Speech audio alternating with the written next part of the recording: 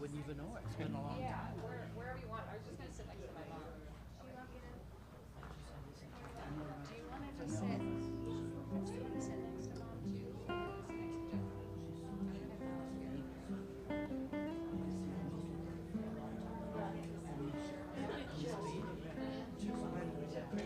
I think I still have my printer paper from you. Oh. This baby is so cute. Oh, thanks. Yeah. So cute. You did a good job. You sure did. Yeah. Do you want to sit over here? Do you want to do that? Yeah. That's fine. Everybody knows that we have a baby. That's a thing.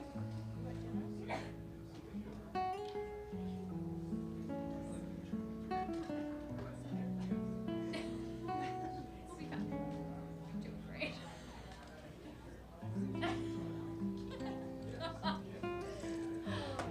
Doing, yeah. Doing great. Not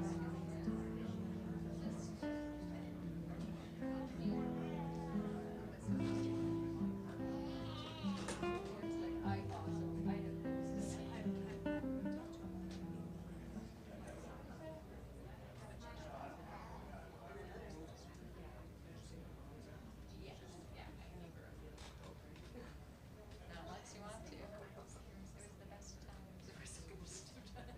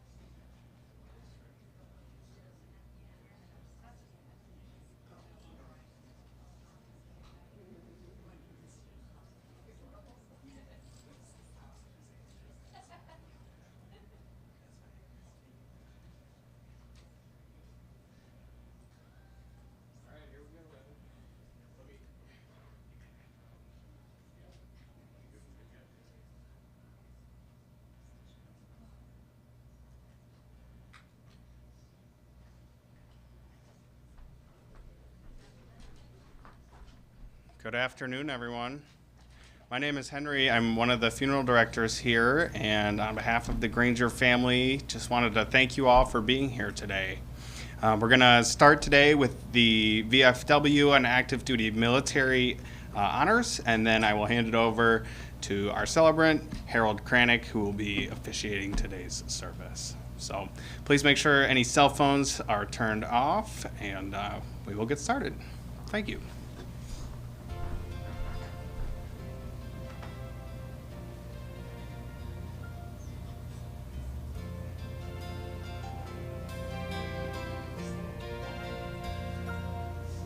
If tomorrow all the things were gone, I'd worked for all my life, and I had to start again with just my children and my wife. I thank my lucky stars to be living here today, 'cause the flag still stands for freedom, and they can't take that away. And I'm proud to be an American, where at least I know I'm free. And I won't forget the men who died, who gave that right to me. And I gladly stand up next to you and defend her still today, 'cause there ain't no doubt I love this land. God bless the USA.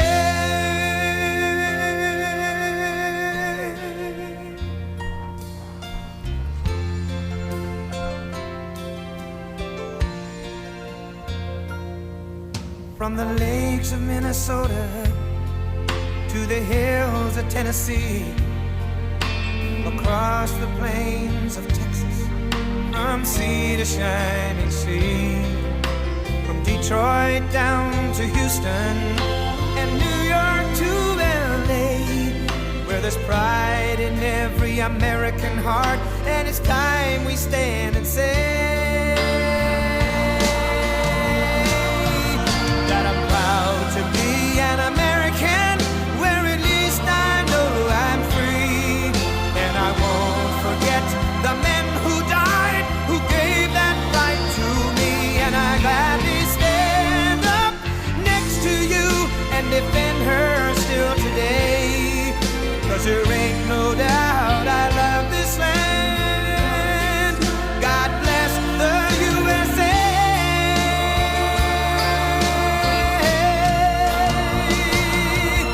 And I'm proud to be an American, where at least I know I'm free, and I won't forget the men who died, who gave that right to me, and I gladly stand up next to you and defend her still today, 'cause there ain't no doubt I love this land. God bless the USA.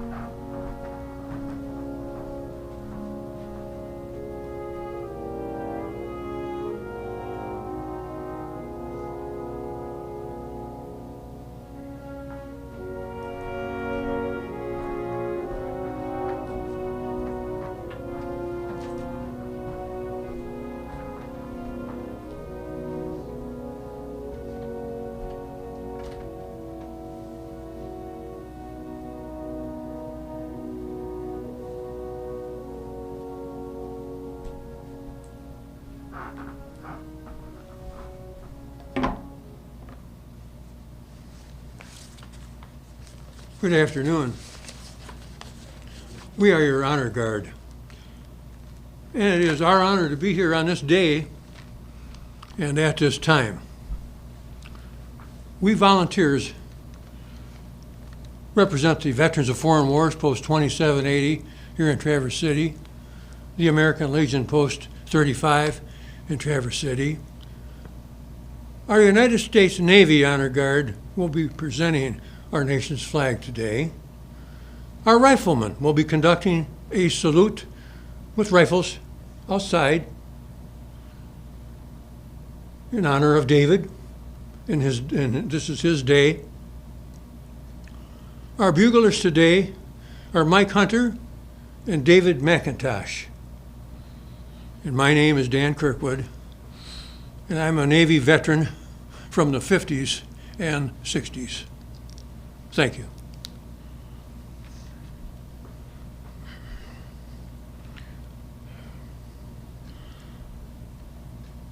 Today, we are here to pay our respects and to honor David Granger,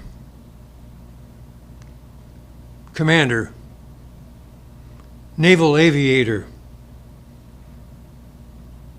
and Hospital Affiliate and Corpsman.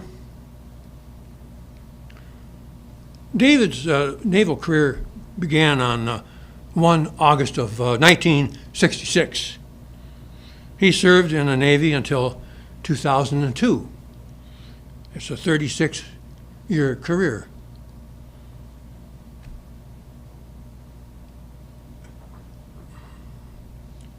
David was destined to become a naval aviator. He did that.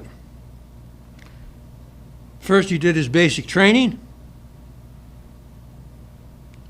Then he went for flight training and weapons control. This was done at Miramar Top Gun School and also the Naval Air Station at Lemoore outside of San Diego. David's military occupation status was a RIO. And a RIO is simply a radar intercept officer. That's what he did.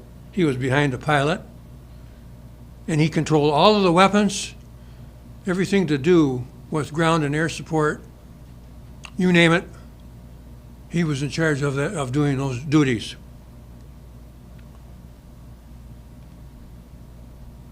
He was assigned to the USS Ranger. This is a supercarrier, Forrestal class. His aircraft assignment was an F-4 supersonic bomber fighter. This is what he flew.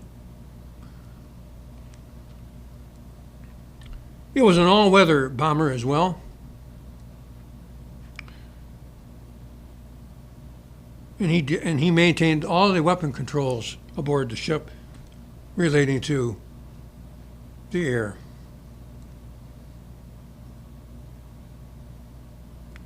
The Ranger's number happened to be 61. Okay, for a little bit of history, the Forrestal was 59, the Saratoga was 60, and the Ranger happened to be the 61. I first encountered the Ranger when we made a around the world cruise, and this was in 1958, but we went all the way around South America together. So I had a chance to be affiliated with the Ranger for a while.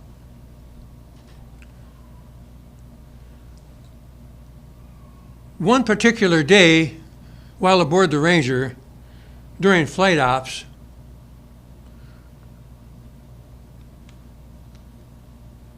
there was a sad moment aboard the ship.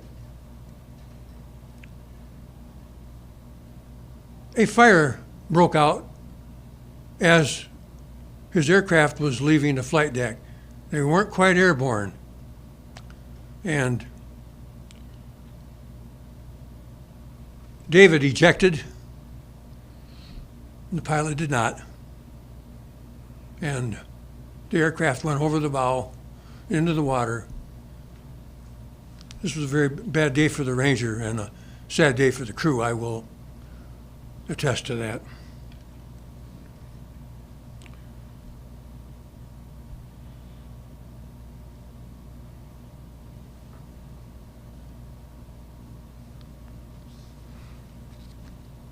To serve under the flag of this nation is a privileged duty for every able-bodied American. And we have come here today to pay our due respects to David, for one who had the privilege to have done so. We remember his service because as men and women like David, that we do live in a land of freedom and justice. So may our ceremonies of today deepen our reverence and respect to our honored comrade, friend, and loved one. I guarantee you that David believed in Americanism. Americanism is an unfailing love of country, loyalty to its institutions and ideals, an eagerness to defend it against all enemies, and an undivided allegiance to the flag and a desire to secure blessings of liberty to ourselves and our posterity.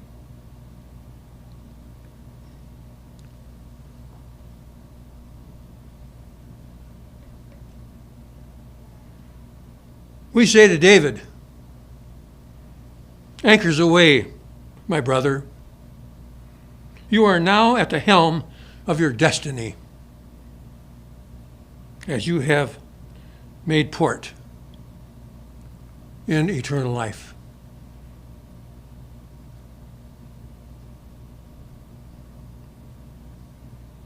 Semper Fortis, always strong.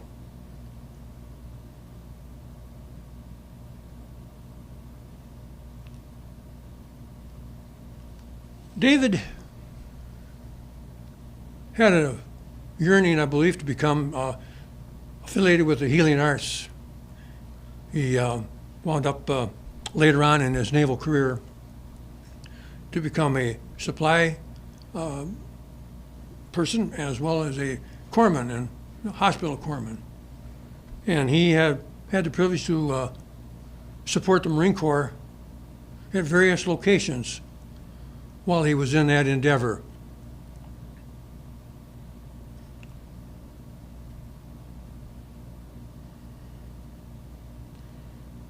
David received these awards.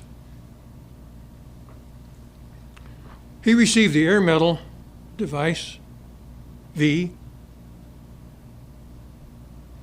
the National Defense Service Medal, the Vietnam Service Medal,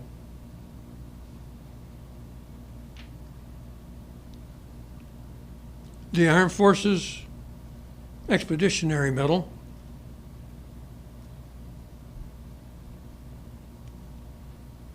the Vietnamese Gallantry Cross, very prestigious medal that he was awarded. He has also received the Republic of Vietnam campaign, and that was with a device as well. He was very well decorated for his work in the Vietnam War, and can't say enough about that. Just can't do it.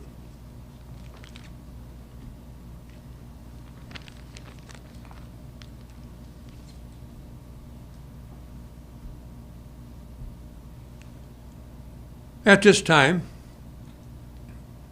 we will have a rifle salute that will be followed by taps and a presentation of our nation's flag. For you in the audience here, at the sounding of taps, I would like to have you rise and offer a salute to David at that time. We treat taps as we do our national anthem, so please take heed to that. And before I forget, I would like to define a veteran for you. A veteran is a person who, for when they signed up to do their respective duty for our country in their military chosen field, they did sign a blank check. And that blank check was made payable to the United States of America.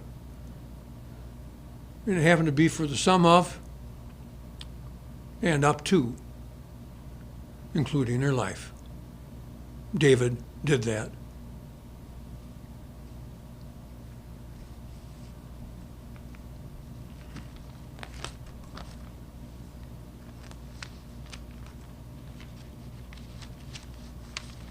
Honor Guard Detail Post.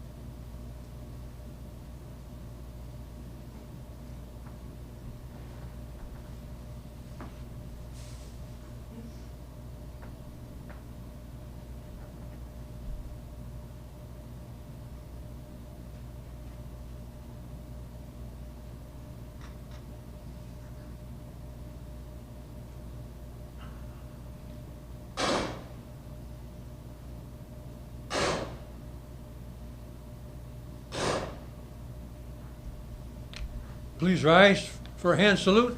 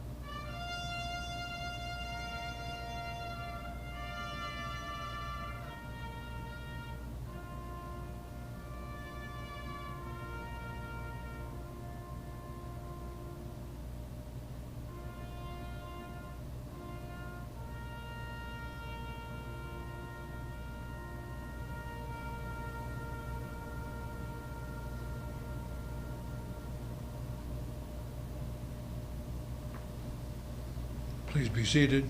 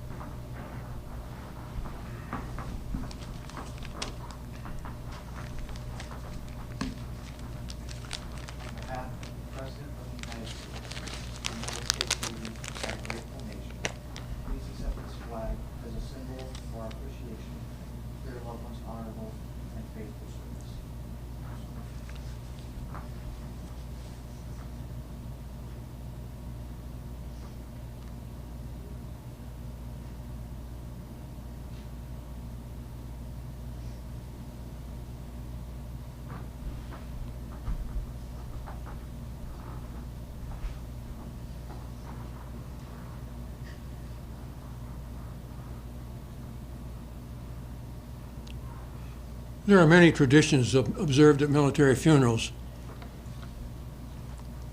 The rifle volleys, the playing of taps, and the presentation of the nation's flag. They all have significant meanings. The rifle volleys dated back to the days of the Napoleonic Wars. A ceasefire would be conducted. This allowed both sides to take care of their dead and properly care for their wounded. When the 3 volleys were sounded, this was an indication to resume the fight. Today, after the 3 volleys you have heard, we're going to place 3 of the empty shell casings in your folded flag in David's behalf. As a reminder that we're to carry on as David wanted us to carry on throughout our life as well. Bill?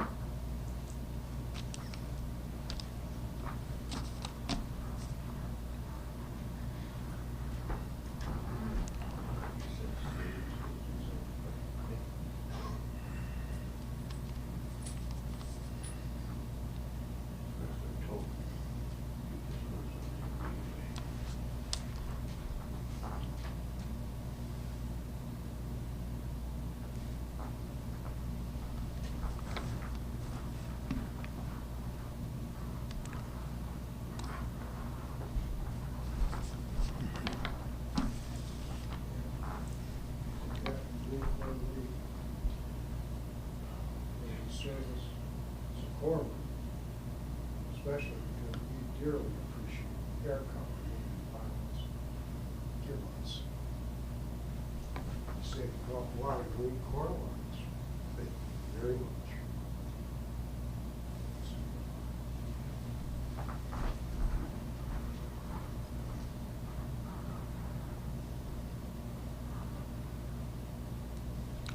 At this time, I would like to pipe David over the side. It's a naval tradition that has been around for at least 300 years. And I chose to do it today. Now hear this. David Granger, aviator, corpsman, commander, United States Navy, departing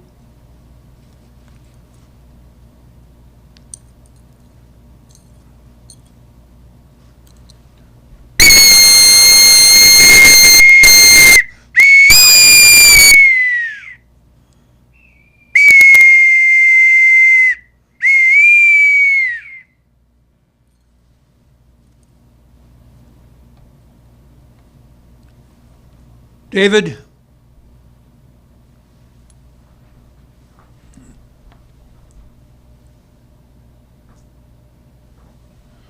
may you have fair winds and calm seas as you have now made port into eternal life. And God bless you. God bless each and every one of you in our audience today. God bless America. Thank you very much for being here on David's behalf today. Your honor guards appreciates it very much. Thank you.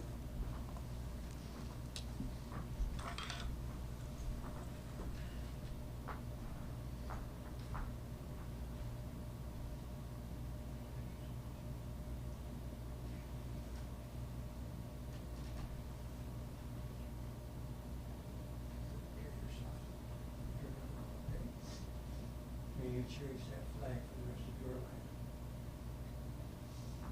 Thank you.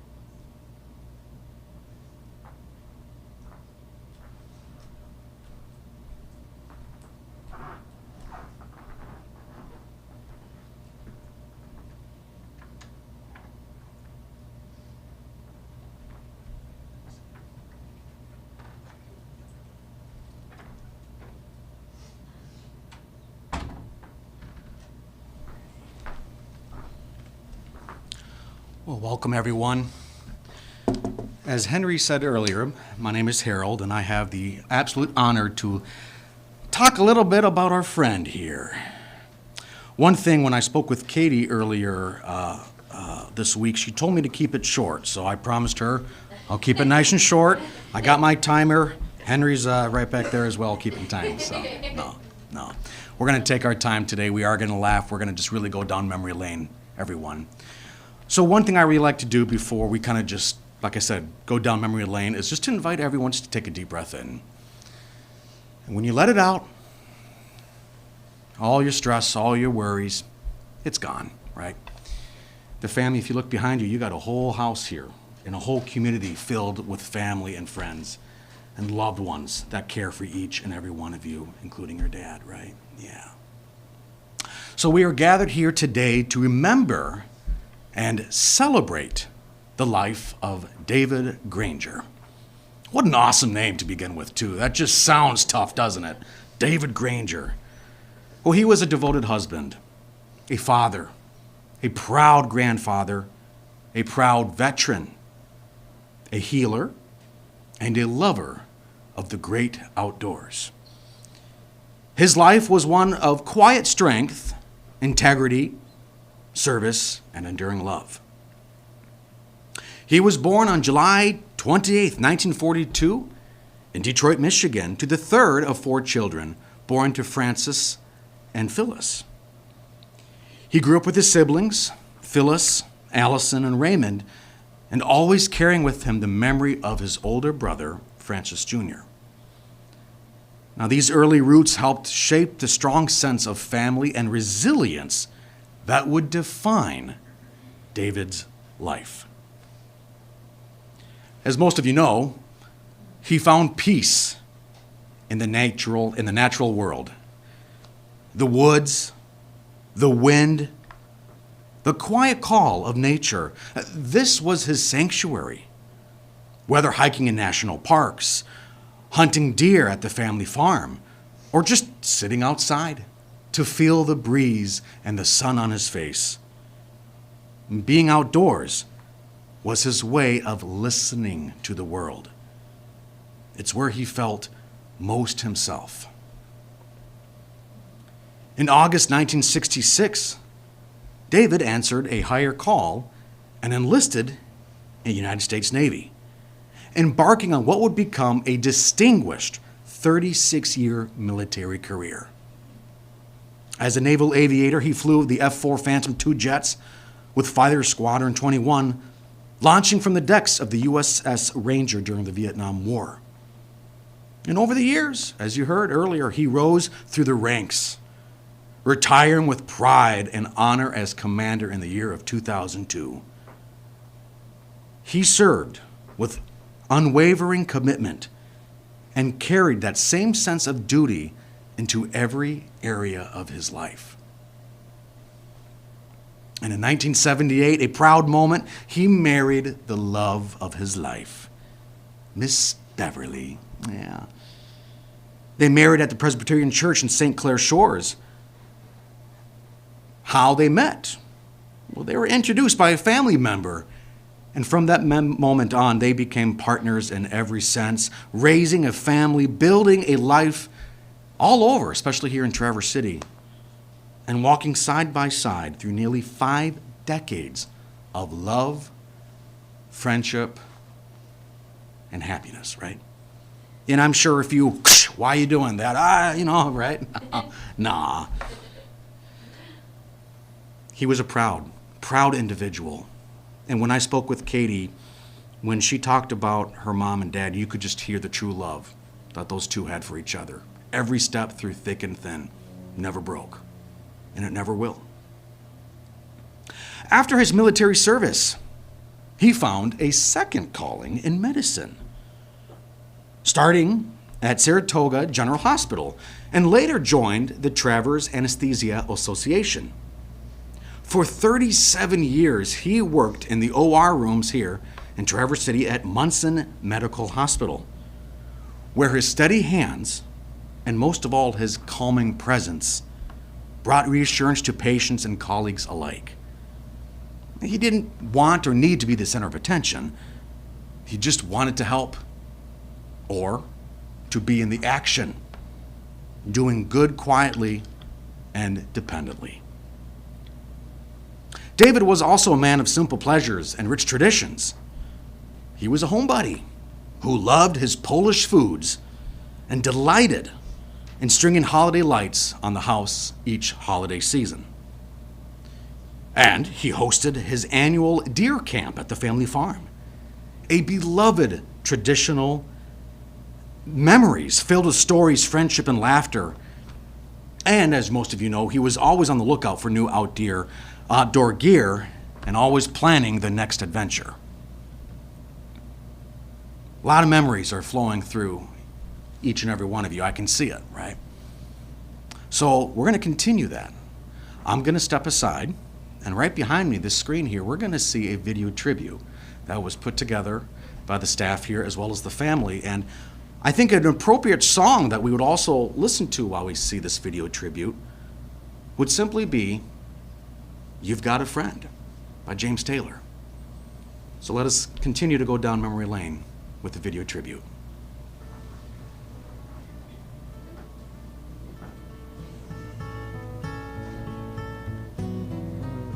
When you're down and troubled and you need a helping hand, and nothing is going right, close your eyes and think of me, and soon I will be there to brighten up even your darkest night. You just call out my name, and you know wherever I am, I'll come running. Oh yeah, babe, to see you again. Winter, spring, summer, or fall, now all you got to do is call, and I'll be there, yeah, yeah, yeah. You've got a friend.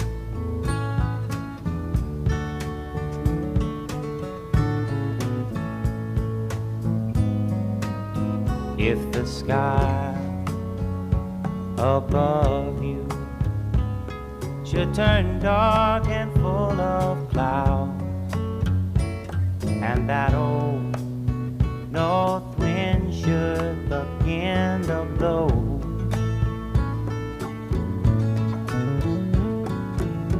keep your head together and call my name out loud now. Soon I'll be knocking upon your door. You just call out my name, and you know wherever I am, I'll come running.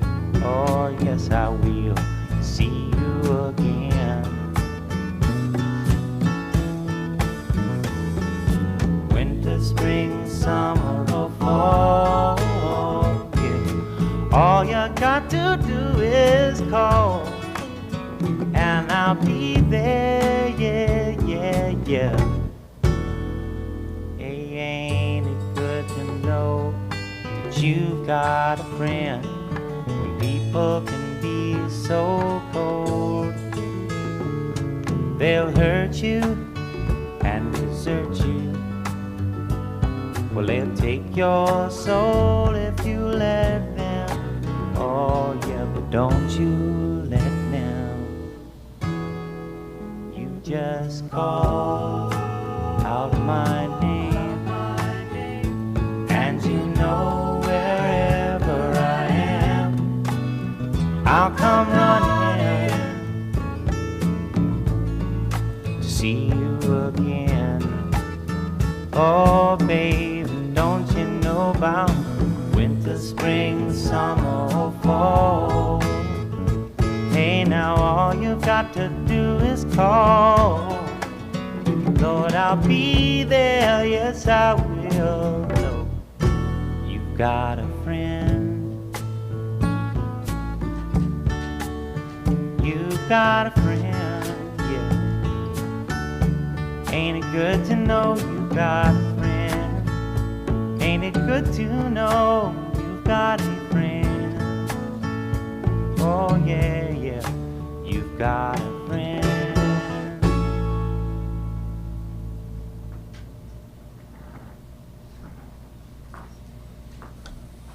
It's a really nice song. It's calming, it's reassurance that you've always got a friend.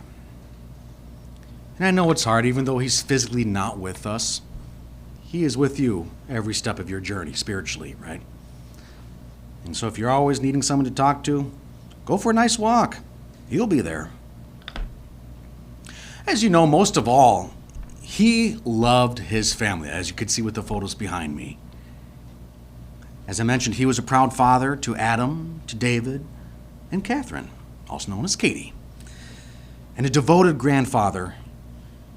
His love for the whole family ran deep, expressed through his quiet support, the trips he planned, and the lessons he passed down. At the end of the day, he always showed up. Always. To know David was to know humility and kindness. He was never one to seek the spotlight, but he stood tall, always on deck or in the woods, and in the hearts of those who loved him. So I have 5 lessons that I talked with Katie, and these are the 5 lessons that he taught you. Number 1, to find peace in nature. He understood something many of us forgot, which is that the natural world has a way of grounding us. Whether he was hiking or hunting or simply sitting outside to feel the wind, he always found calm in nature's rhythms. In other words, he taught us, or is teaching us, to slow down, to breathe, to listen, and just to take it one day at a time, right? Number 2, serve with quiet strength. Through a 36-year Navy career and decades in medicine, he showed us that leadership doesn't have to be loud. He led by example. Integrity, humility, and a deep sense of responsibility. And his life reminds us that quiet dedication often speaks the loudest and most memorable. Lesson 3, stay rooted in tradition. From annual deer camps to holiday lights, he loved tradition. Now, these routines weren't just habits, they were acts of love. He showed us that meaning isn't always in the big moments. It's in the consistent, loving rituals that bring people together. Lesson 4, one of my favorites, which is help others, even when no one is watching. He never sought for recognition. He was just always there to help. Whether it was in the OR or in the community or at home, he believed in showing up and doing good simply because it was the right thing to do.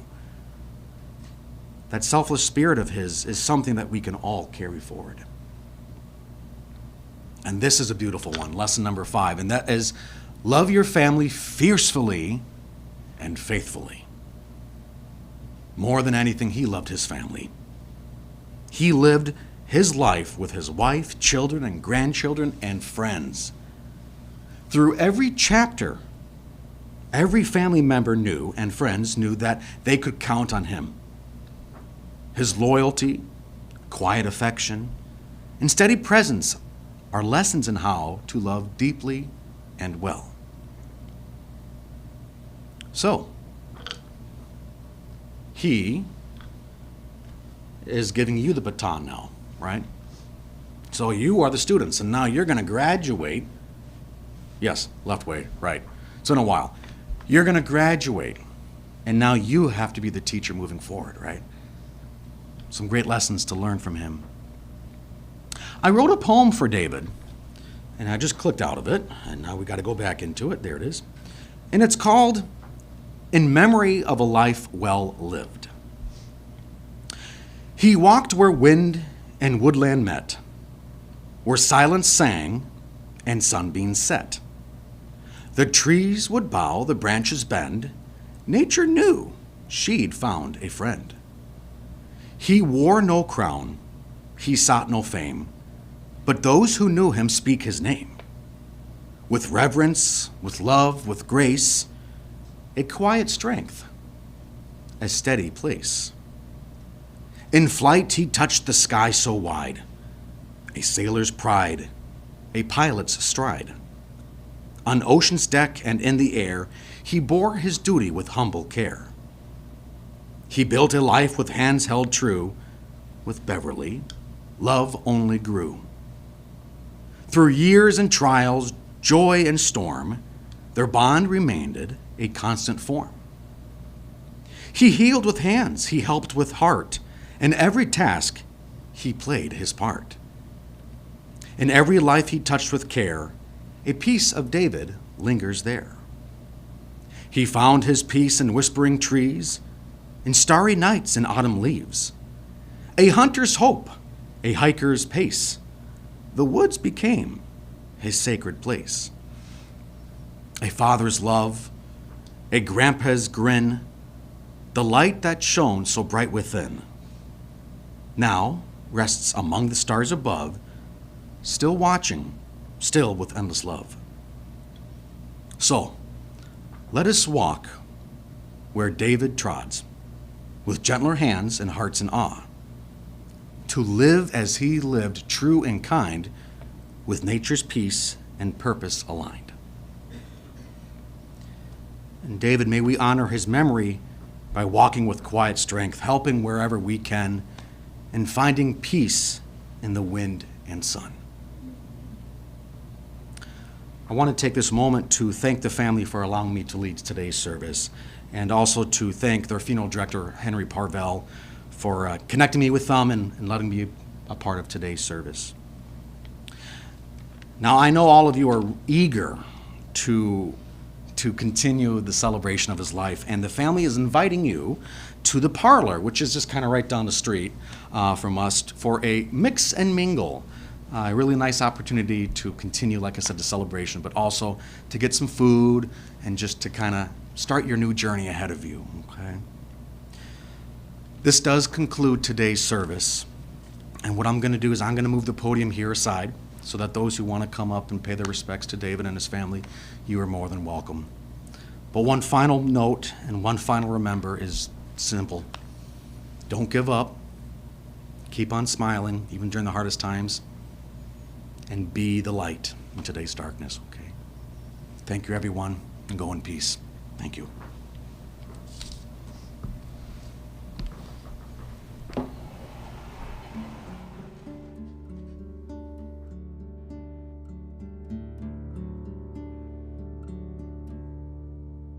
Don't let the old man in. I wanna live me some more. Can't leave it up to him. He's knocking on my door. And I knew all of my life that someday it would end. Get up and go outside. Don't let the old man in. Many months I have lived. My body's weathered and worn. Ask yourself, how would you be if you didn't know the day you were born? Try to love on your wife and stay close to your friends. toast each sundown with wine. Don't let the